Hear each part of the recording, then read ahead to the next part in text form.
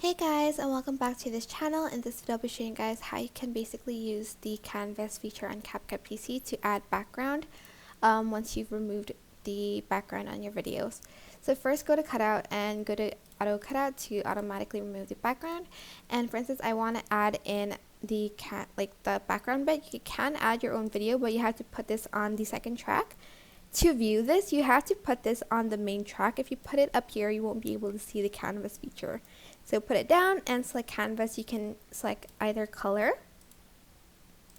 or you can add in a style, which is down here and has like more backgrounds that you can choose from. In my opinion, like as you can see, there's this and stuff like that. But yeah, that is basically it. It is super simple, and you have like these really cute backgrounds, in my opinion. Hope this tutorial was helpful for you guys. Don't forget to like, comment, share, and also subscribe to this channel if you haven't done that already.